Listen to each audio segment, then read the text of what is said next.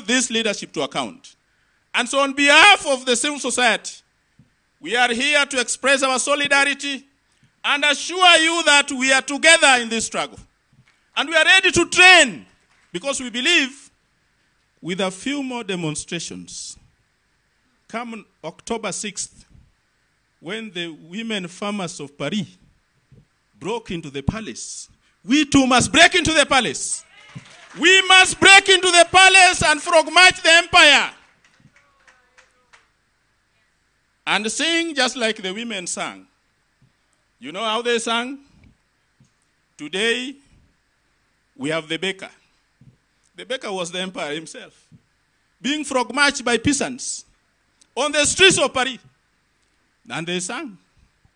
Today we have the baker, we have the baker's wife, and the baker's son. Today we are going to have bread.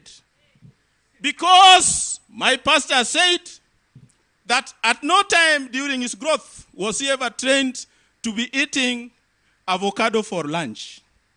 We are being told to grow avocado. Since when did any one of us here place a plate of avocado as a meal before our children? Because they want to import the maize. They don't want us to grow it, they want to import it. And therefore, as a sector, we want to say that we are ready to train the demonstrators so that you can identify also the people who infiltrate you. That's part of what I've been doing for the last 20 years.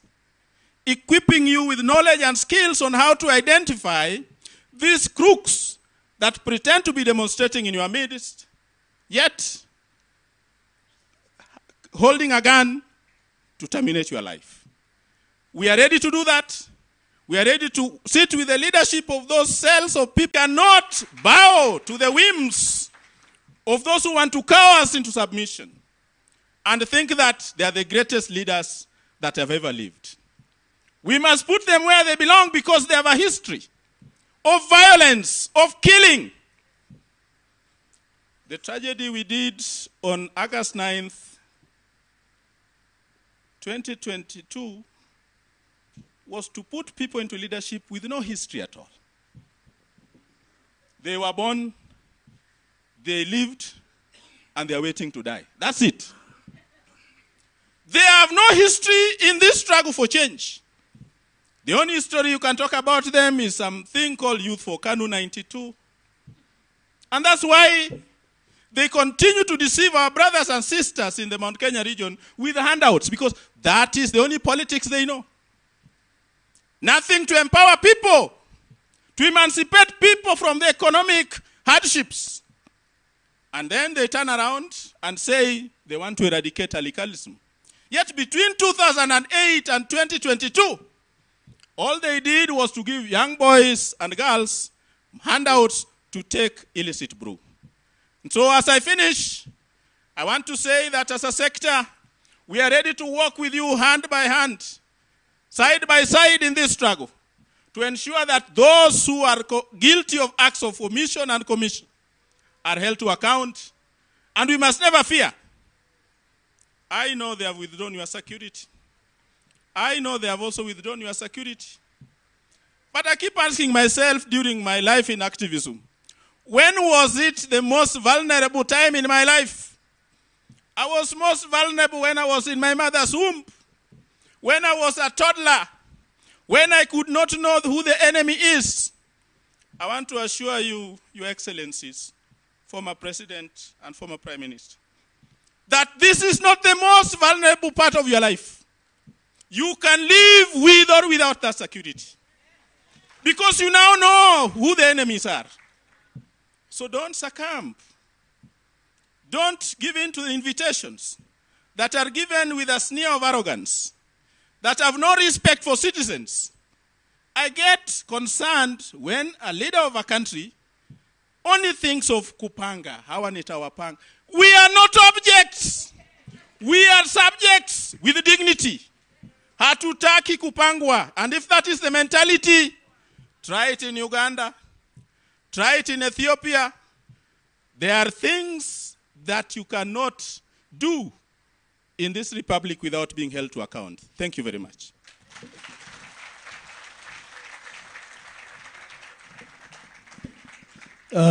Comrade, if you don't mind, you could shake the hand. Thank you.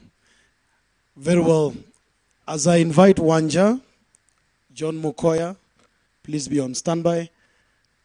And I will, with all humility, Karibu Wanja,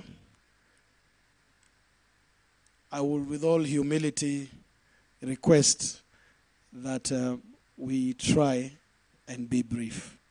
Karibu sana Wanja.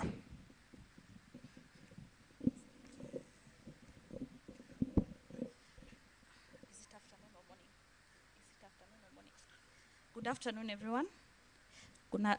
Good afternoon once again.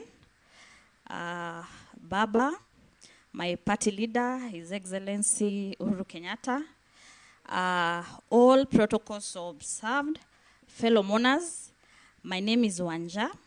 Wanja Maina is my name. I am in charge of people with disabilities at Jubilee Party, and I wish to talk about 3 things. Now, as we were watching the video that we were watching there, I believe we saw a lady called Beatrice, the one that was speaking in Kiswahili. When I saw the things that happened in Nyalenda, the informal settlements of Nyalenda, I was particularly curious to know what really happened. So the background story is that the lady was in her home. She lives in the informal settlements of Nyalenda. She's disabled, and she lives with her grandchild. So they had a lot of knocking on the door, but now the problem is that they didn't know whether to open or not, because they didn't know if it was the bad people or criminals or anything.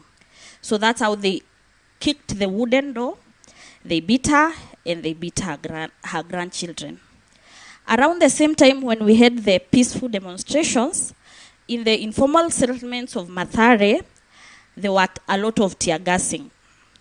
So in one of those neighborhoods in a place called Mabatini, therein lives a community of disabled people. When there was a tear gassing happening, some of their caregivers ran away. What happened thereafter is that 2 of them died because of the smoke of the tear gas. Those are just but a few stories of the how the violence and the police brutality has particularly affected people with disabilities. People with disabilities are also the people we have seen in the hospitals there, because if this kind of violence is happening, no doubt that there are people who will sustain permanent injuries. So what is this all about truly? What this is all about is that the police and the government has become very sensitive to dissent. They don't want a person who does not speak their language. And who knows, maybe even as we document the 50 people who have passed on, there could be others who are not able to be documented. In fact, when I was trying to follow up on the case of Mathare, at some point, there seemed to be a lot of discomfort. It is as if the community is really traumatized. I'm sure the people in Nyalenda would not even want to speak with the media. And who really takes care of the people who are really traumatized? This violence has also affected women. They say that dead sons, dead daughters, dead people go back to their mothers. At the end of the day, it is the women who are really feeling the pain when they lose their children. Just as I conclude, yesterday in the evening, I had a Zoom call with some of the disabled people. So they asked me, why are you so particularly keen on this matter? I told them, because we have to do something. I remember one lady asking me, Wanja, so who polices the police? Who takes police to account? And therefore, when I was talking with my graphics person, I told him, make my t-shirt and ask, who polices the police? I think in this country, we have so many institutions, we have so many good names, but who really takes into account? Last but not least, everybody is talking about peace. Be peaceful, don't demonstrate, be peaceful, but we are asking, which one comes first? Is it peace or is it justice? When I read a bit and when I researched, I realized that we cannot talk about peace without talking about justice. We cannot talk about peace without talking about electoral justice. We cannot talk about peace without talking about how the Kenya police, they are always preempting violence in our maandamanos. We cannot talk about peace without talking about our rights to protest and our right to present diversity of opinion.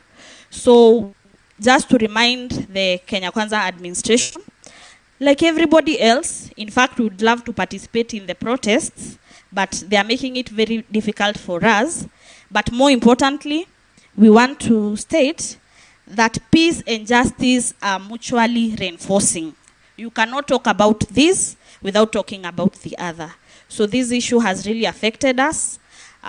We wish to condemn it, and we wish to just ask, where is the justice? Where is the accountability? Thank you.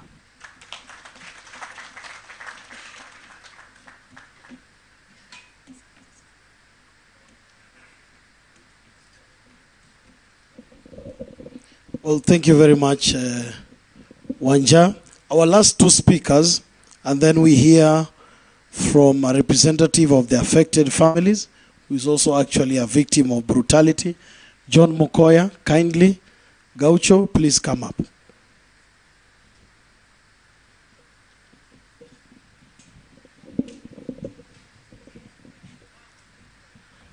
Your Excellency, the first President of the Republic of Kenya, Mheshimiwa Uhuru Kenyatta, Your Excellency, our President, Raila Amolo Odinga, Your Excellency, Kalonzo Musyoka, and all the other excellencies and MPs and MCS, I greet you all in the name of God and in the name of those who have died. My name is John Wanguba Mkoya. I stand here on behalf of the young people who have been killed in this country.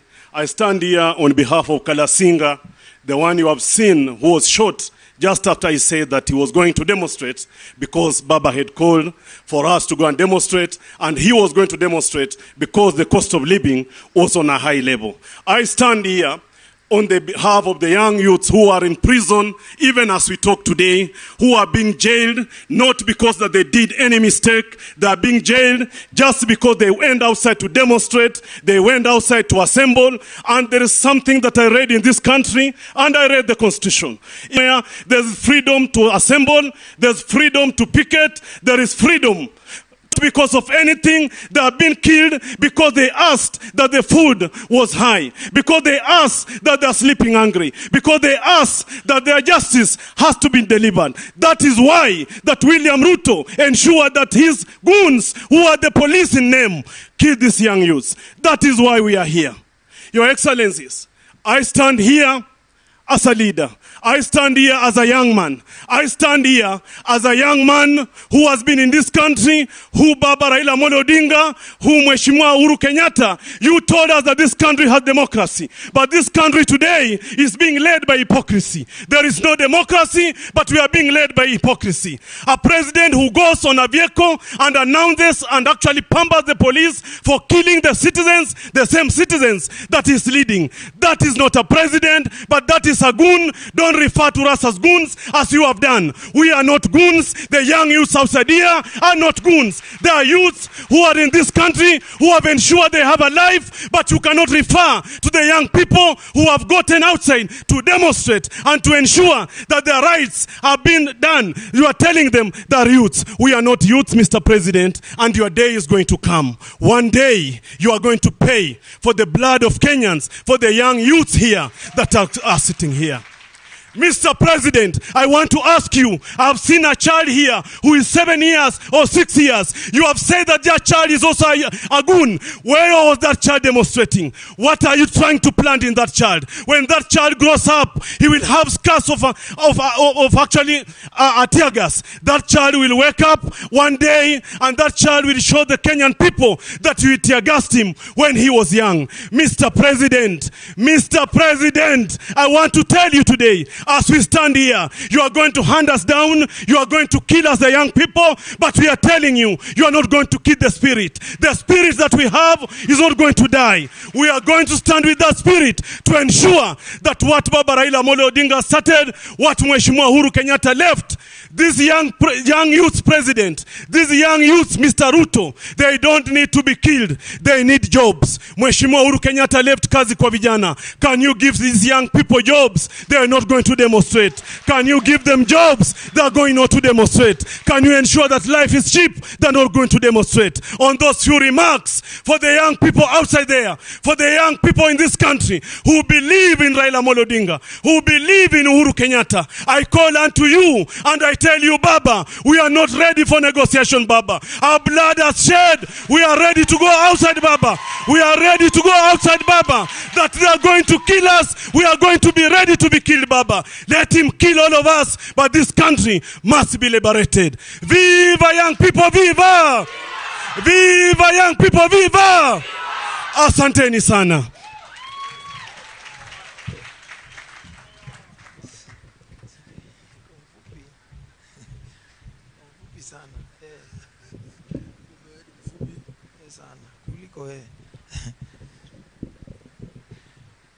Okay, habari zenu. Bwana sifiwe. Salamu alaykum. Marasta wale wako hapa, boom boom. Asanteni sana. Kwa baba yangu, president wangu Raila Amolo Odinga, former president Uhuru Muigai Kenyatta, and all co-principal Kalonzo Musyoka, na wakaji wa hapa wote wale wamekuja maombi, nimewasalamia wote. Mko salama? Najua mko salama. Mimi kitu naweza sema kama ghetto president na kama bunge president, ambayo mimi na ndugu yangu Babu Owino tumeshikwa sana, hata seli imejua sisi. Na uzuri kitu napendea baba, ukimpigia simu kama umetoka ndani, badala aliye anacheka. Anauliza wewe ulipelekwa tu hapa Murang'a ama Nyeri? Mimi nilipelekwa huko Manyiani. Sasa unasema huyu baba kweli yako serious? Lakini hiyo anatupea sisi moyo ya kwamba yale amepitia, sisi bado tuko kwa njia refu ya kupitia. Na that's why naambia vijana ambao wanatoka Islam ya kwamba nyinyi ndio mlidanganywa ya kwamba ni bottom up. Leo bottom up, ile tiaga ile moshi ambayo mnafaa msikie ya mchele ama ya unga, mnasikia nini moshi ya tiagas. Ile maziwa ambayo mnafaa mpate ni maji ya tiagas. Na mimi nasema ya kwamba baba, musikwe na wasiwasi. Sisi vijana tuko ready. Wameua wale wameua. Kama hiyo ndio itafanya watu wameua, ndio itafanya hii maisha ya Kenya irudi chini, tuko ready kukufa zaidi ili vijana wengine wapate maisha mzuri. Ni kweli si kweli? Na mimi nasema, naambia supporters wa Raila Odinga Kenya mzima na Kalonzo Musyoka ya kwamba msikue kama Judas. Judas hakupenda kusaliti Yesu, lakini juu ya confidence ambayo alikuwa nao juu ya Yesu, ndio maana alisema mali Yesu yuko. Nyinyi wafuasi wa Raila Odinga, mukisikia Raila Odinga amesikwa ama amefanywa kitu, hatutakubali vile wakina Petro walikubali Yesu aende. Ni kweli si kweli? Na baba, iko statement ambayo watu wanaweka kila siku. Mimi hiyo statement inaniumanga sana, hiyo ukisema ya kwamba eti utafika na sisi Canaan. Kama utafika na sisi Canaan, hakuna mtu atafika Canaan. Sisi wote tutabaki Misri. Ni kweli si kweli?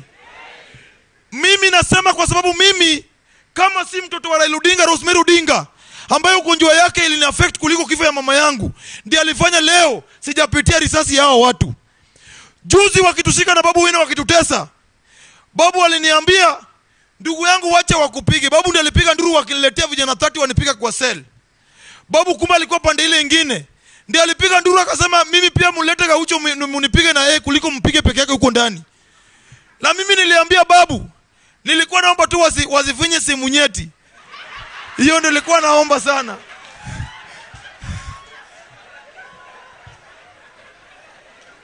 Vijana muko? Vijana muko? Nataka nione ngumi juu ya hewa kama muko.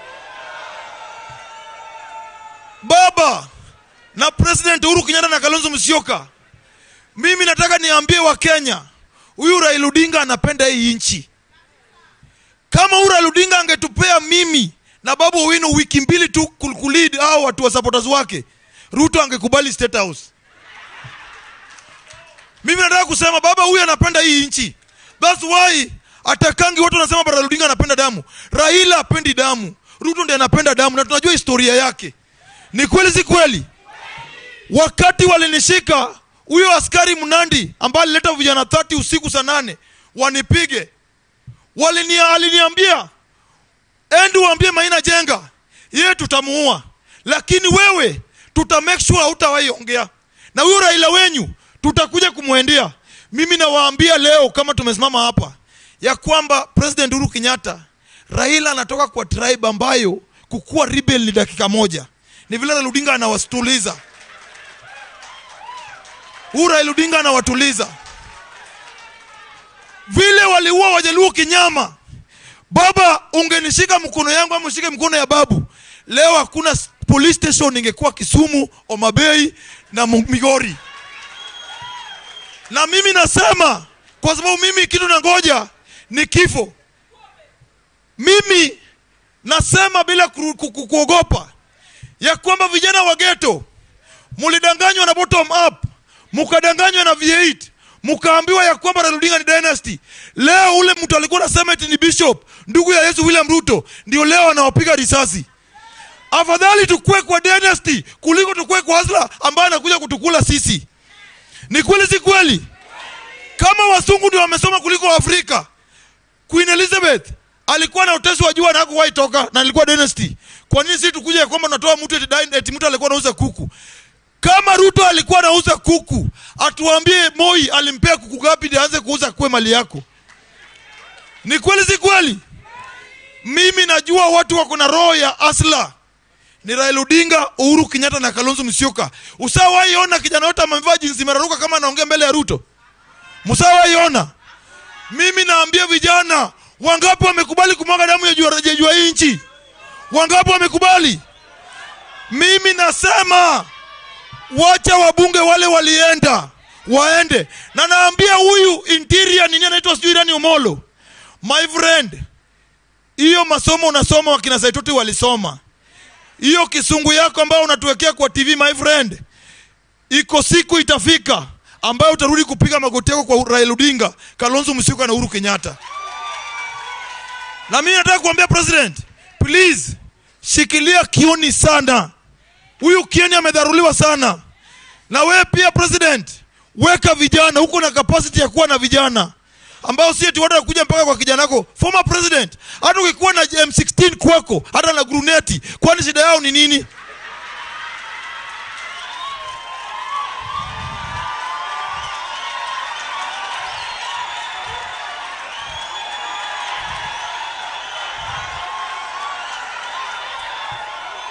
Na malizia nikisema hivi, President Uhuru, ile lunch ambao uliniambia imefanya watu wakanihangaisha, wanafikiri niko na hiyo lunch. Wakaweka vitu umenunulia, wakapea mimi eti nyumba umenibaia.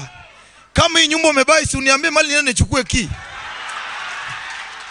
Mimi namalizia nikisema vijana fever. Vijana fever. Wangapi watasimama na Raila Odinga na Uhuru Kenyatta? Wangapi watasimama na Kalonzo Musyoka na Eugene Wamalwa? Wangapi watasimama na Kioni na Mwangi Waria?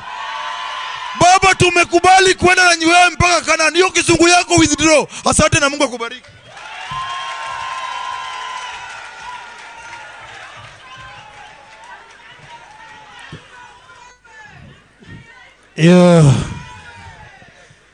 Inaitwa hisia zenye cheche kali kwa Kiswahili sanifu. Niombe kwa heshima, maana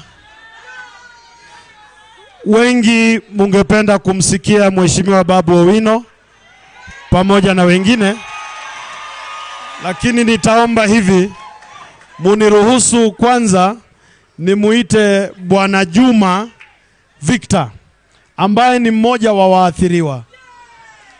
na ninaomba mumsikilize kwa makini, kisha tutaongozwa kwa hatua nyingine na Mheshimiwa Ndai. Karibu ndugu yangu.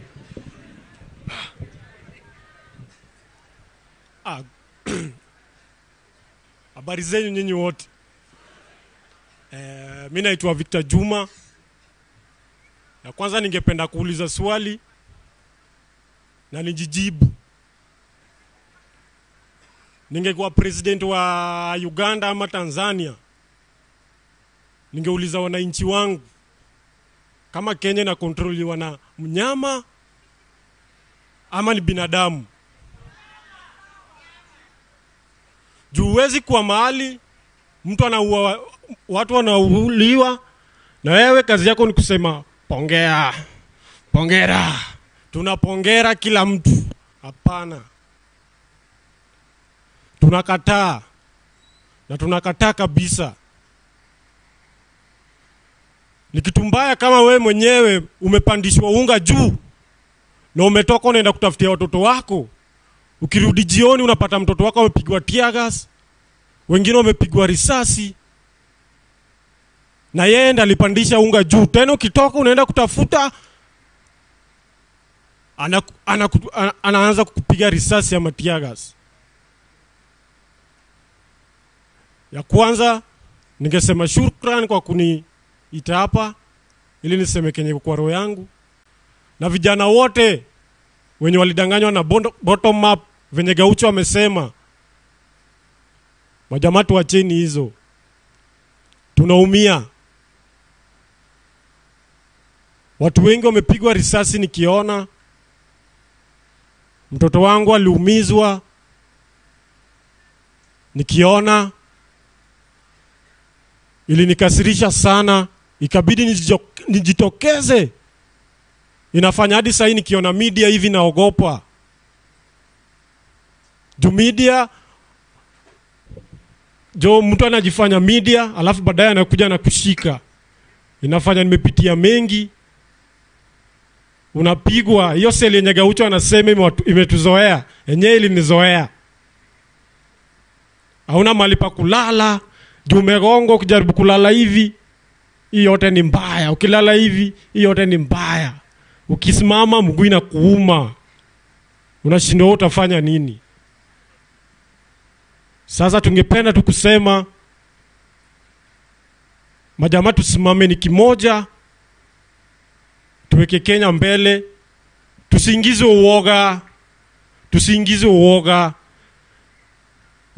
Uwezi piga huyu jamaa risasi, upige huyu mwingine risasi ndio uniingize uoga niache kuandamana. Unaona? Mimi sikuwa naandamana, lakini sasa imebidi. Baba akisema to go, natoka hata kama mguu yangu imevunjika. Kwanza napata nguvu natoka. Sasa ningesema shukran kwa wote wamekam, na tunatuma pole zetu kwa watu wote wamepoteza familia zao, wenye wamepoteza watu wao, na wenye waliumia, wenye wanaugua, tunaomba wapone. Asanteni.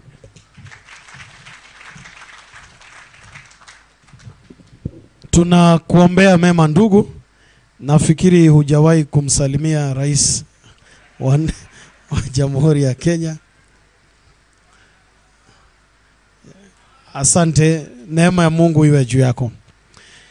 Niombe sasa nimkaribishe kiongozi walio wachache katika bunge la kitaifa, Mheshimiwa James Opiyo Wandayi, atuongoze kwa kipindi kilichosalia. Welcome. Thank you very much, Baggy. We are now coming close to the end, but allow me first and foremost recognize the presence of a number of members of parliament. They will stand up, but I will invite a few, actually one, Babu, to come and give an account of the deal he went through. Then let me start with the MPs first. Jameni, msimame tu muonekane. Na hapa tuko na viongozi wa Azimio katika bunge la Seneti, kiongozwa na Mheshimiwa Enoch Wambua ambaye ni naibu wa kiongozi walio wengi, naibu wa kiranja wa Senate Mheshimiwa Edwin Sifuna, Mheshimiwa chairman wa kamiti ya PIC, tena vice deputy party leader wa CUP Mheshimiwa David Kosing, naye Mheshimiwa Wamboka kutoka Bumula, tena pia ni chairman wa PIC ingine. Alafu tunaye Mheshimiwa Babu Owino, yeye atakuja baadaye kuwasalimia. Tunao viongozi wa county assembly. Sorry, Mheshimiwa Ososi, Mheshimiwa kutoka Kitui, Makweni, sorry, Makweni. Yes, Mheshimiwa Susan here. And then Mheshimiwa Tim Wanyonyi mwenyewe. Mheshimiwa Tim Wanyonyi mwenyewe kutoka Westlands. Haya, tunaye speaker wa county assembly ya Nairobi, Mheshimiwa Ken Ngondi, akiongoza kikosi cha wana MCS wote wa Azimio. Tunaye kiranja wa coalition ya Azimio, Mheshimiwa Moses Ogeto, Vice Chairman wa Nairobi ODM Mheshimiwa Ochieng Jera, na wajumbe wote wa County Assembly ya Nairobi. Yes, fine. Let me to mention their names. Thank you, Your Excellencies. Mheshimiwa wa hapa wa Karen, Mheshimiwa Anthony, Mheshimiwa Ochieng Jera, Mheshimiwa Collins kutoka Kayole, Mheshimiwa Moses Kitema kutoka Embakasi, Mheshimiwa Msango kutoka Pipeline, Mheshimiwa Mariun Special Elect, Mheshimiwa Matach Mobimba kutoka Korogosho, Mheshimiwa John Dile kutoka Line Saba, Mheshimiwa Helen Special Elect. Thank you. Nani? Mheshimiwa Lawi Commander. Vile tunao Mheshimiwa Catherine na Mheshimiwa Anastasia kutoka County Assembly ya Machakos. Asanteni sana. Mheshimiwa Lumumba Owade Fujo kutoka Nyakachi. Wiper. Tunao hapa team Kalonzo kubwa sana. Muinue tu mkono muonekane. Asanteni sana. Vile tunaye aliyekuwa naibu wa governor wa Kiambu, Mheshimiwa Joyce Ngugi. Na vile tunaye aliyekuwa naibu wa governor wa Nyeri, Mheshimiwa Daktari Caroline Karugu. Nitamwalika kidogo tu dakika moja. Just 1 second, Daktari. Dr. Karugu is also the leader of Azimio Women League nationally. Wakati anapokuja tunaye Mheshimiwa Fatuma Mohamed kutoka Wajia. Asante. Thank you very much. Excellencies, ladies and gentlemen, it's a very sad day for us as women in Kenya. It's very sad, and for women in Kenya, we have a mixed feeling. I want to say women of Kenya are very ashamed of this nation. We are ashamed to be called mothers of a nation so indisciplined, of a nation that has displayed such disrespectful, distasteful language. You know, these days we can't even watch television with our children. Hatusikizi radio. Because ukisikiza radio, unamsikia a whole minister akitusi, akiwachilia maneno kubwa. And we want to call upon this government, illegitimate as they are, to remember that we have our children that we are nurturing in our families. We are ashamed to be called women of Kenya today because we are ashamed to listen to our leaders.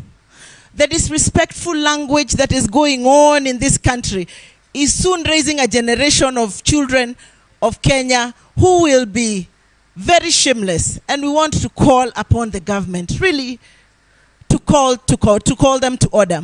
We want to call upon all of us to have what we call hygiene in politics. We want to call upon this nation to arise and become the nation that was left to us by our forefathers. Oh, how our forefathers are rolling in their graves.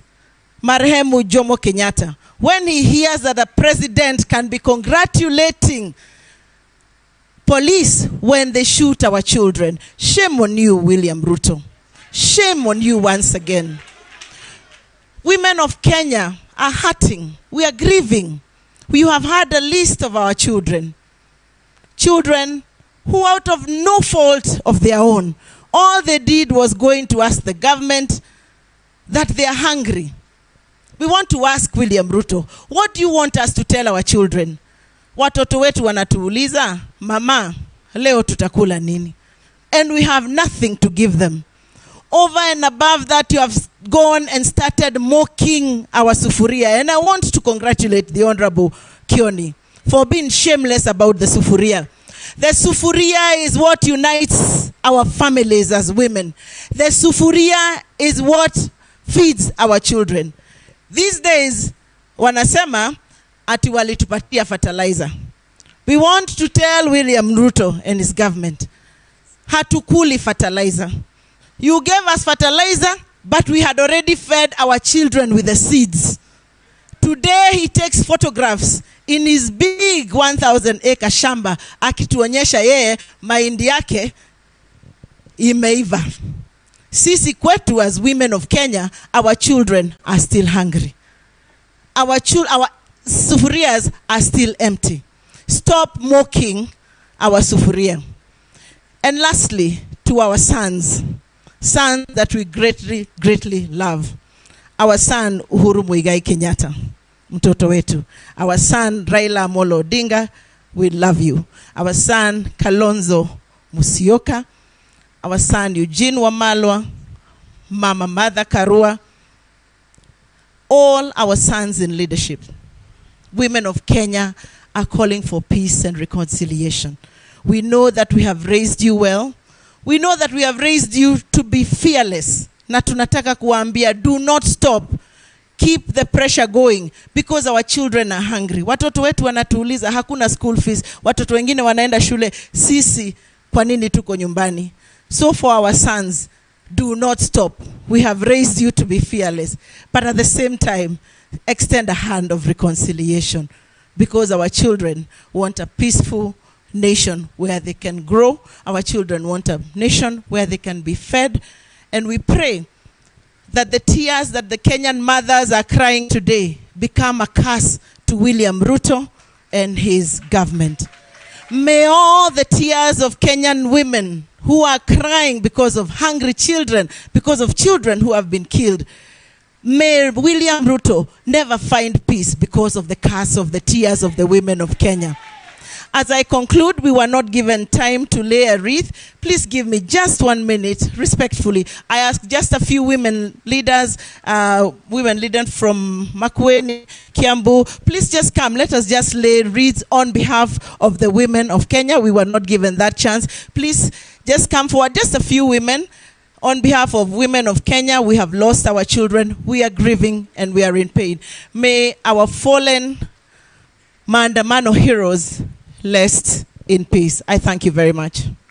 Asante sana Mheshimiwa Daktari Caroline Karugu. As you proceed with the laying of the flowers and lighting of the candles, let me invite Babu just for a short while. Count your deal.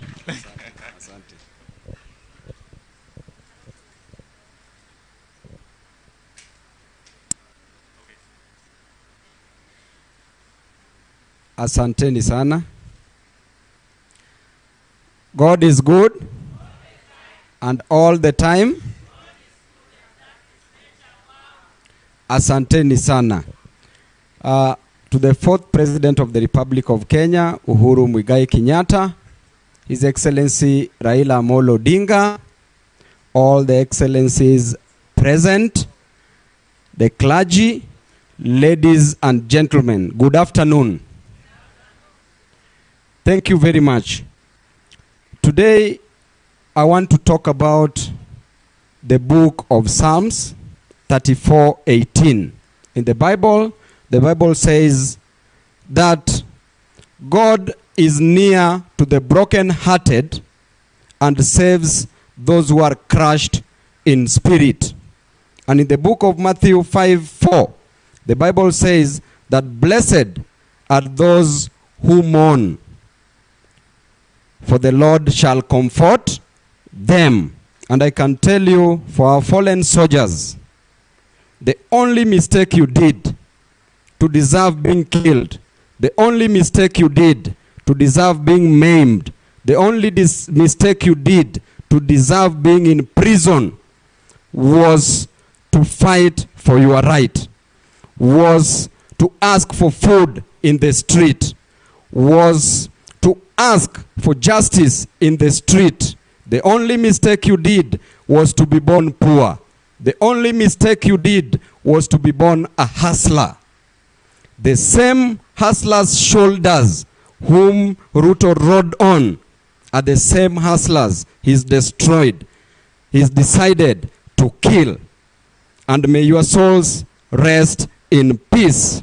And I want to say that the Bible says, and this goes to the frivolous government, this goes to this fickle government, this goes to this irresolute government, and this goes to this miscreant government. In the book of Matthew 23, the Bible says that as a leader must be your servant, and he who humbles himself shall be exalted, and he who exalts himself shall be humbled. And who unto you the Pharisees, who washes the outside of the cup, but inside is full of hypocrisy. Inside is full of rot. Inside is full of corruption. Who unto you the Pharisee, who appears very religious from the outside, but inside is full of lawlessness. Inside is full of rage. Inside is full of death. Who unto you the Pharisees, who appear like whitewashed tombs, which are very beautiful from the outside, but inside is full of dead bodies. Inside is full of rotten bones. And I want to tell you that the way you are pretending, you told us that the Chinese government sent representatives in Kenya to ask why the expressway was damaged. The expressway which was made by President Uhuru Muigai Kenyatta, that you didn't want. The expressway had flower pots. Between the destruction of the flower pots and the lives of the Kenyans that were lost, what is important to you?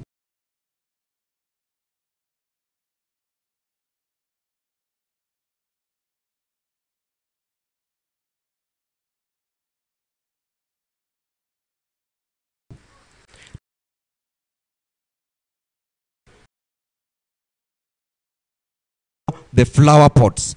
And lastly, this goes to Ruto, that as you destroy the lives, just know that God is watching. This Baba that you consistently and constantly say that he loves blood, in 2007, against your wishes, Baba decided to rise above and shelved his ambition. In 2013 and 2017, Baba and his brother, Uhuru Muigai Kenyatta, rose above against your wishes when you wanted more people just to be killed. Rose above and decided to shelve his ambition. So between you and Baba, who is thirsty of blood? And I want to tell you that continue killing Kenyans. A time is coming that even you, in the last 100 years, Those who were there in the last 100 years, they don't exist today. And even us, we will not exist in the next 100 years. Therefore, even you will not exist in the next 100 years. Otherwise, thank you.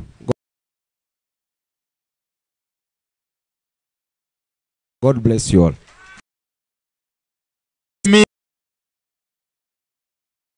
Who have been up and running, helping our people who are arrested, Wanjiru Ndegwa, Jackson Awele, Utenda Molo, Danstan Omari, and many other lawyers. Thank you very much. May God bless you. May God bless you. Team Wanyonyi. Team Wanyonyi. And you know, Tim is the chairman of our legal committee in ODM.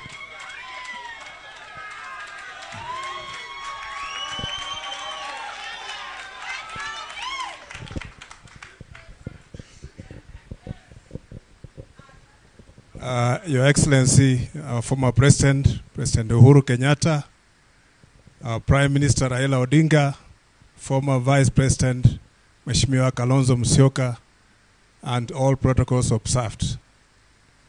We are here to celebrate the lives of the brave Kenyans who came out to express themselves, and their lives were ended. I was a victim of tear gas in Kangemi. When I came out and I was leading a peaceful demonstration, and all of a sudden they came and dispersed us. Hiyo ndio inaonekana ya kwamba serikali iko na uoga na wanaokopa wananchi ambao they are supposed to rule them, to govern them. Kwa hivyo sisi tunasema we are not going to slow down, tutaendelea na tutasimama na wananchi kwa sababu those are the mandate that we are given by the people of Kenya. Lazima tuendelee. Na ngapi wanasema lazima tuendelee? Lazima tuendelee, si ndio? Sisi tuko tayari, and we shall not fear those plates. You can throw them as much as you can. We will buy even more. Sile magari za kurusha match, they are only used in South Africa, apartheid. Now they are being used on us here in a free Kenya. We condemn them in the highest level. God bless you. Aya, asante sana mheshimiwa team. Tuko na apology ya mheshimiwa Ladwa bado wako mafichoni despite him having anticipatory bail. The police are still hunting him down like an antelope. And let me also say this. The reason why we are here today is because the police intimidated the Catholic Church, who had allowed us to use their ground at the Paul Center. So the police intimidated the Catholic Church, and that's why we had to come back and have this session, this function here today. In fact, this regime is totally afraid of everything and anything. As we speak, they are also intimidating the banks not to allow us to open a bank account, to collect funds, support those who have been injured, the families of those who have died. They are intimidating everybody, including Safaricom. Okay, you must understand that we are living in extremely difficult times. Honorable Ambua, then Honorable Mheshimiwa Waziri Eugene Wamalwa will come to conclude. Thank you. Beleni na endelea, ninazidi kutembea, maombi yasikie, Bwana unipandishe.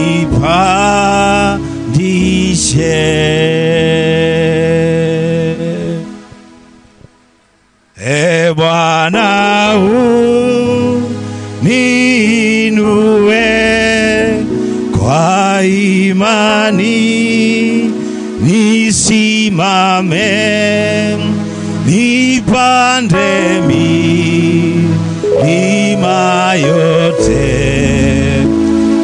E Bwana unipandishe.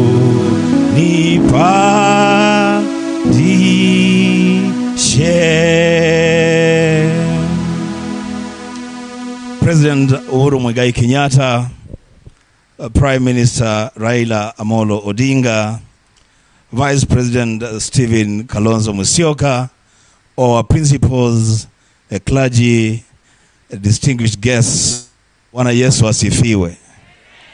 Let us not forget the reason why we are here today.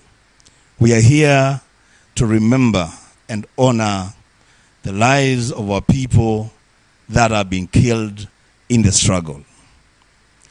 And these deaths will not make us be cowards. These deaths will not stop us from pursuing the cause. These deaths will give us strength and courage to soldier on. I want to say one thing. Apostle Paul, when he was talking to his son Timothy, in 2 Timothy chapter 1, 7 or 7:1 or 1:7, Paul tells Timothy that for God has not given us the spirit of fear, but he has given us a spirit of love, a spirit of power, and a spirit of a sound mind. Sisi si wazimu. Sindio? Sisi si wazimu. We know what we are fighting for, and we will fight for it until the last man. Mimi nataka kusema kwa niaba ya wabunge ya Senate, tuko na Sifuna, Mheshimiwa Sifuna wa Nairobi, tuko na Mheshimiwa Ososi kutoka Vihiga, nimeona Mheshimiwa Kavindu from Machakos. On behalf of the Senate of the Republic of Kenya, Baba, we are firm. We are unbowed. Tutasukumana na hawa watu mpaka mwisho. Having said those few remarks, I want to take this opportunity to invite Waziri Eugene Wamalwa to continue with the program. Karibu sana Waziri. Thank you. Thank you very much, Senator. Ladies and gentlemen, we want to thank you all for coming for this fellowship, to mourn with the families who lost their dear ones, and also pray for those who are wounded and still in various hospitals. My role is to introduce the principals and to invite the Honorable Stephen Kalonzo Musyoka to make our address.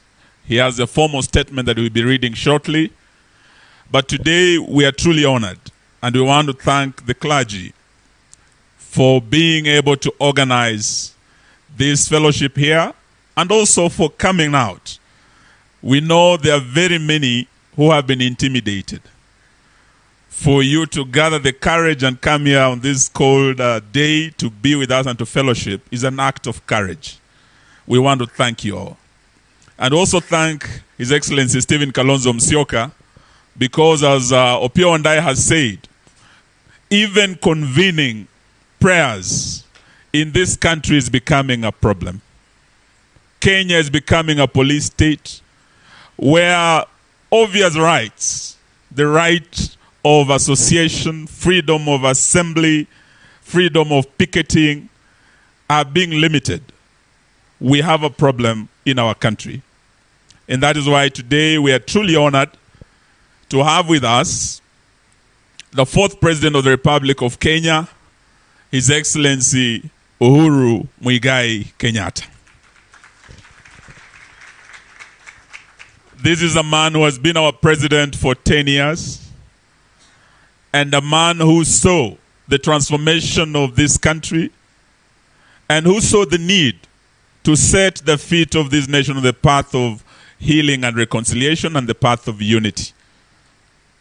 They say when there's a crisis, the wise men build bridges, the fools build walls, they build dams, they cause division.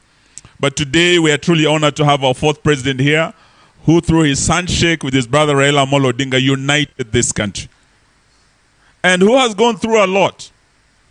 We have all witnessed as Kenyans his property being raided, his sheep being carried away, his mother being harassed, and just a few days ago, his son Jomo being raided at night. Indeed, I want to agree with what Suba Churchill has said here today. To harass a man who has led this country for 10 years and who has been a head of state in the manner that Uhuru Kenyatta is being harassed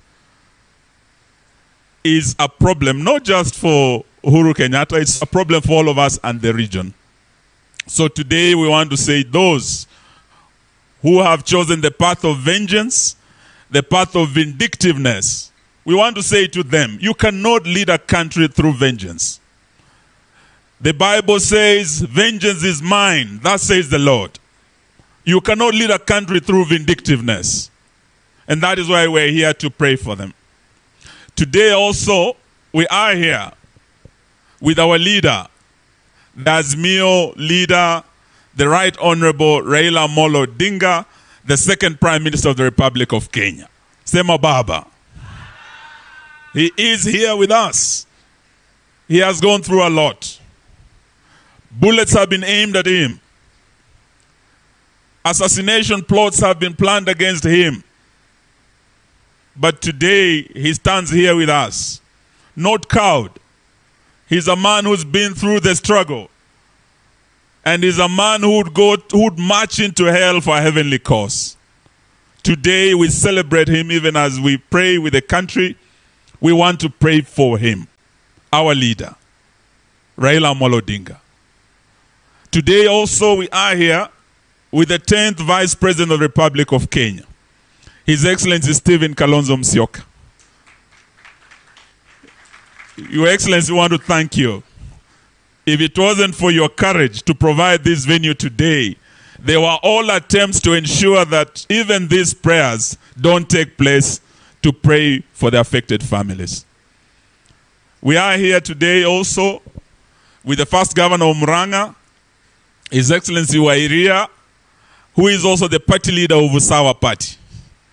We want to thank you, Governor Wairia, for standing in solidarity in the struggle. It has not been easy.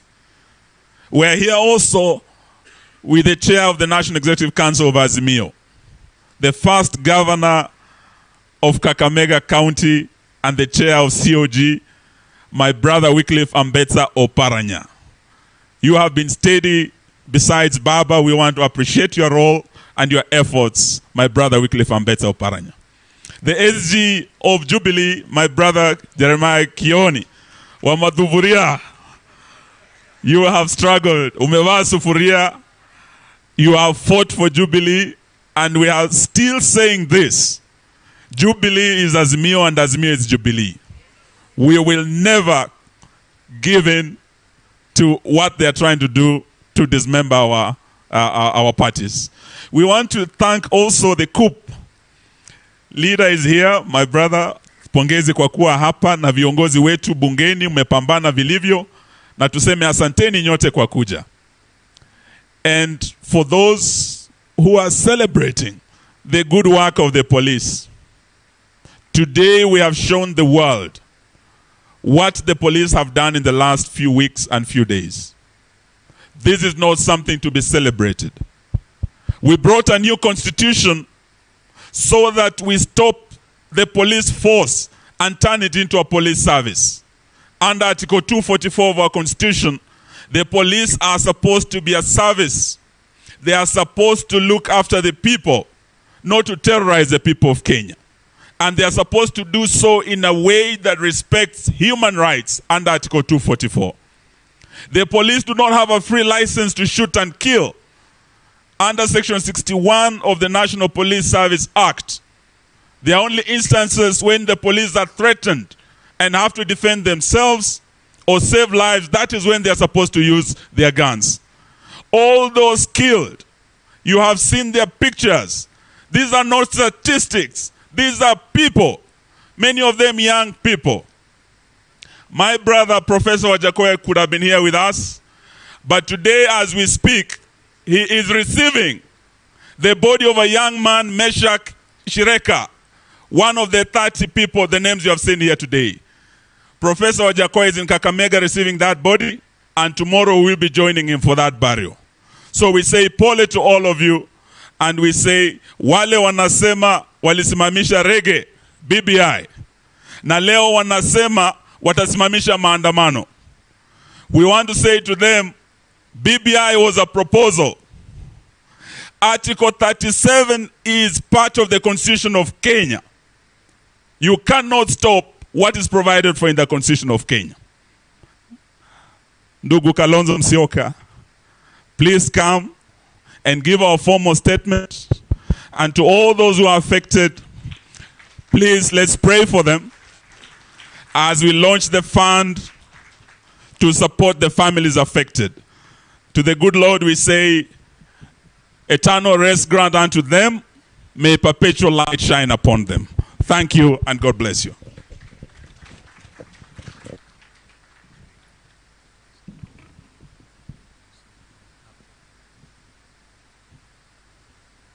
Bwana Yesu asifiwe. Asifiwe tena. I think there's a bit of an issue here. I think we probably have another one. Yeah, this is it.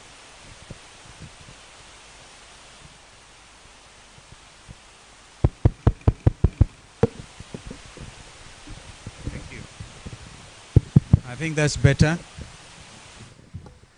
Wanaoingia tafadhalini ingieni kwa observe a bit of silence, because this is a serious occasion. Na vijana huko kwa mlango pia. Our brother, the fourth president of the Republic of Kenya, Mheshimiwa Uhuru Muigai Kenyatta, our brother Raila Amolo Odinga, our leader of Azimio, viongozi wenzangu, waombolezaji, members of the clergy, we really do not have enough words with which to thank you for finding the time and braving the challenge that made it difficult for us to hold this occasion at the Catholic grounds at DePaul. And we had to make adjustments at night to be here. By chance to be able to say kwaheri to our fellow citizens who fell because of the administration of their bodies of police bullets. Majority of them fell because of the violence meted against them by the police. Therefore, I'll read this statement, and after which I will have also been asked by my brothers here to launch the Victims Fund. And I hope that Kenyans will be able to support this very worthy cause. The theme is actually amazing. Kenyans, renew your strength. And Bishop, thank you so much. A friend of mine called Bishop Klein called me only this week because he had led a demonstration in the BVI, the British Virgin Islands, and was on his way to Kisumu. And he used those words that David used to his brother and his brothers. Is there not a cause? It's amazing. Is there not a cause why we are here? We know that we are told that the Court of Appeal has lifted the orders suspending implementation of the infamous Finance Act. And they say pending determination of the main suit.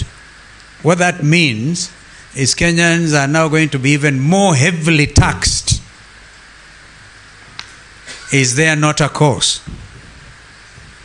So, statement by Azimio la Umoja, One Kenya at the Interdenominational Requiem Mass, July the 28th, 2023. Dear Kenyans, Isaiah 40:31 says, and I want to quote, "But they that wait upon the Lord shall renew their strength. They shall mount up with wings like eagles. They shall run and not be weary. They shall walk and not faint." Kenyans, we are here to renew our strength, even as we say kwaheri to these wonderful Kenyans who are not here with us. Yes, fellow Kenyans, after the beatings and murders of these past days, we have to renew our strength. We must mount up with wings because we do wait upon the Lord. We are here to stand with the families of those we've lost and to stand with all who call them friends.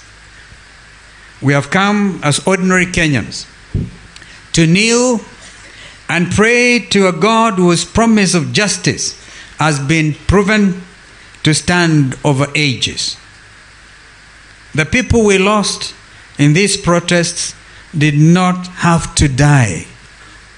Those who are hurt did not have to suffer that fate. All that they were asking for was for the Kenya Kwanza regime to drop the harsh taxes and lower the cost of basic commodities. The people we have lost and those nursing injuries had no capacity to overthrow a government. They had no capacity to own guns. Indeed, they had none. They lacked the very basic of the basics. Unga, sugar, milk, school fees, bus fare, and rent, and a lot more. That's all they had, and they were asking for. Like law-abiding citizens who also had faith in our Constitution, they gathered to exercise their right to peaceful assembly and free speech. They hoped that someone sitting in the presidency, the National Treasury, the Kenya Revenue Authority and Parliament would take note of and act on their grievances. They ended up taking bullets. Nothing we say here today can fill the hole left in the hearts of families that lost their loved ones. We mourn with those families. We promise to help. And we promise to pursue justice wherever. We pray that those nursing injuries and pain in hospitals and homes across Kenya will pull through. They have to pull through for the sake of our country, to save lives. We are grateful for the doctors and nurses and first responders who worked around the clock to save lives. We are grateful for those who restrained themselves and saved lives. They may not have been the majority, but they were there. In the end, we are in the same struggle, the struggle to enable all of us, the police, the ordinary citizens, the politicians, I like to call them political leaders, the civil servants, live decent and dignified lives. To make sense out of the senseless tragedy that has engulfed our nation these past days, we need to ask ourselves some basic questions as a nation. One of the questions referred to this is Article 37 of our Constitution. Mere words of no value or relevance. And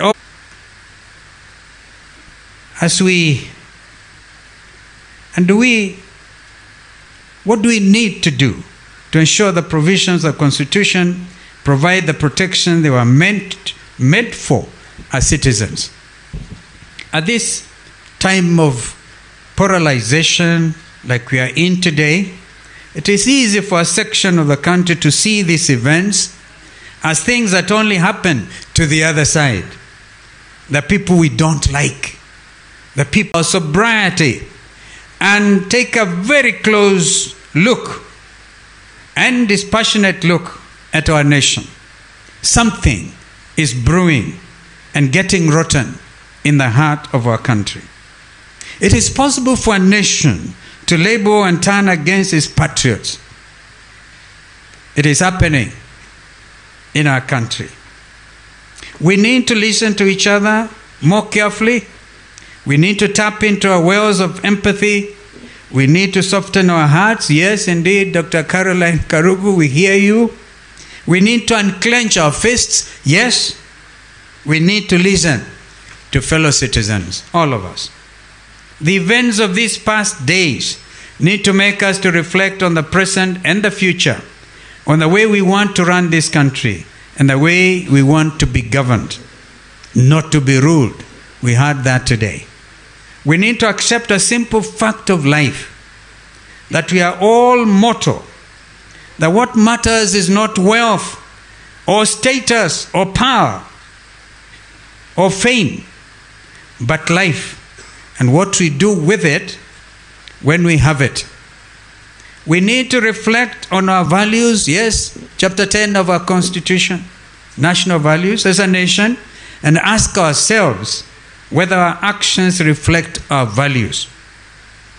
If we accept that those who were harmed or killed are part of our Kenyan family, then we have to face the pain that we are smaller today as a family because we took away lives when we did not have to.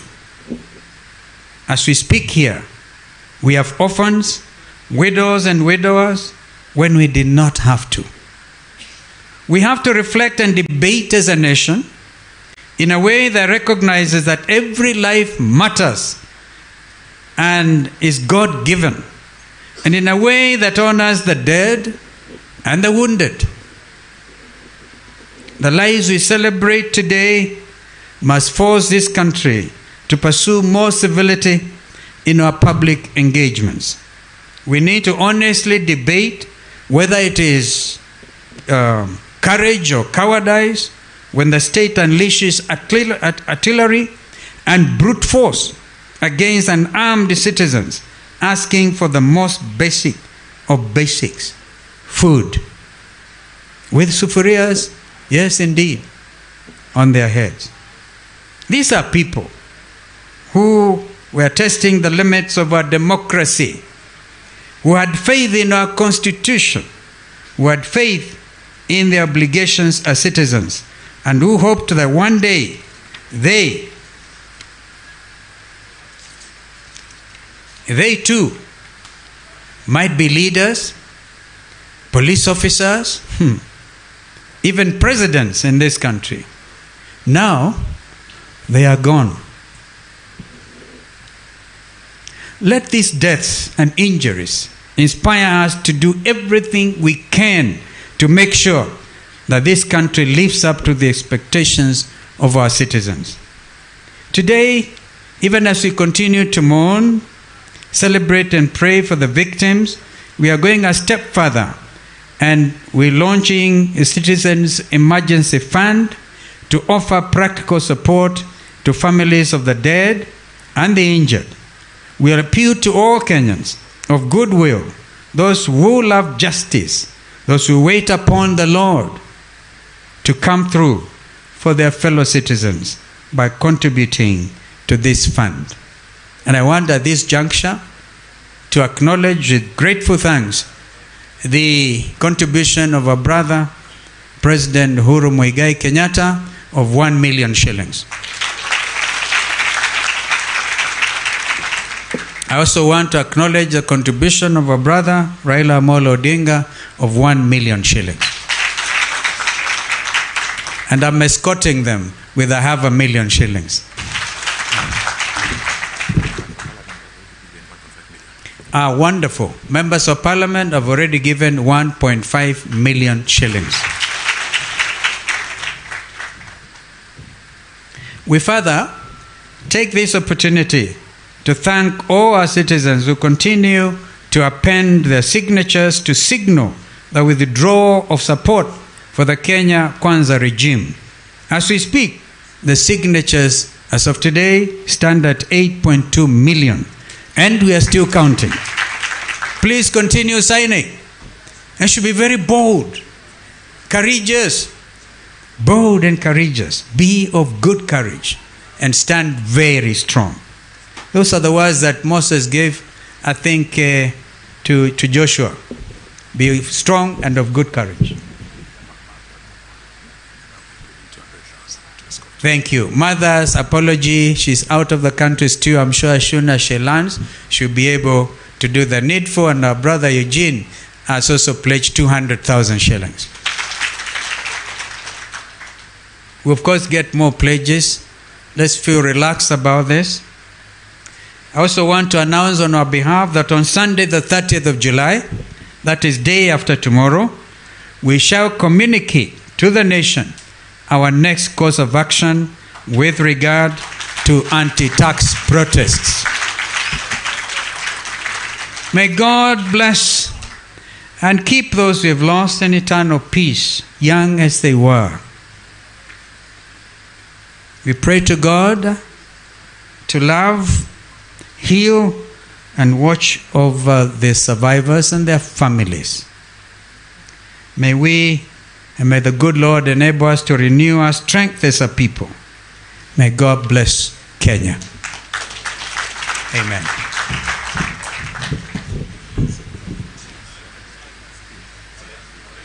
Put in the screen. We are putting that on the screen. Pay bill number 247247 and account number 16302844070076 is there on the screen. And please notice a lot of these families are struggling. We saw the family in Nakuru unable to do anything, even to bury their loved ones. I'll give the example of this young man who was shot in Mali. He wasn't even demonstrating. The bullet just hit him. He was standing next to his mother, a single mother. This young man and the mother and their sister, and the sister had been thrown out of their family in a place called Kilala near Makueni. And this young boy had sworn to the mother, "Mom, I'll go study as much as I can and come and build a house for you."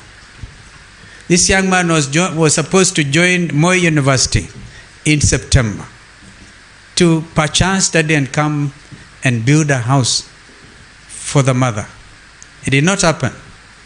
Well, this single mother has been asking us is if we can get at least half an acre, because she had none, out there where she's buried her son, and then she could be at least coming to pay her respects to her departed son. Just see how emotional these things are. Did this young man have to die? And then people come out congratulating the police?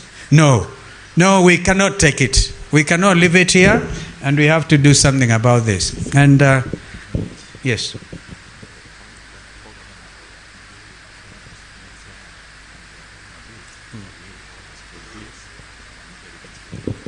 Well, we really must thank the governors of Kisumu, Migori, Homa Bay, Siaya, and Kisii, for waiving all the hospital bills and continuing to support these victims. Amachakos. Wavinya has also sent word that, in fact, when we were there, she had also waived. We appreciate that. For that show of solidarity. So this is the way to go. We appreciate. Thank you so much.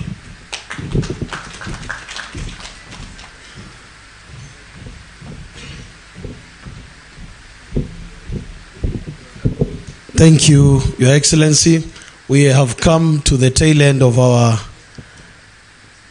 engagement today, and because we were in a church service, we want to close with a word of prayer. I will ask Bishop Abuka to lead us in that. As a microphone is given to them, praise him kindly as you sing Amazing Grace. Thank you. Praise him. Please assist Bishop Abuka with a microphone from down there. Asante sana.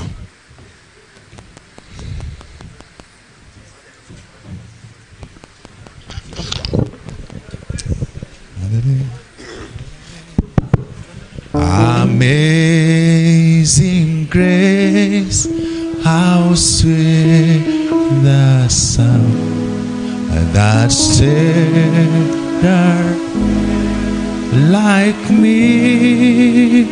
Oh, I once was lost, but now was blind, but now I see. One more time. Amazing, amazing grace, how sweet the sound that saved a wretch like me. Once was lost, I once was lost, but now I'm found. Was blind, but now I see. 'Twas grace that taught my heart to feel, and grace my fears relieved. How precious be the grace appear. How I first believe. Sing amazing, amazing grace. How sweet the sound that saved a wretch like me. I once was lost, but now I'm found. Was blind, but now I see. Thank you, thank you. Your Excellencies, just before I pray, I want to single out the political leadership of this nation in Azimio for the very good work you have done. A tireless effort to remain steadfast, focused, and faithful to the call of being a leader.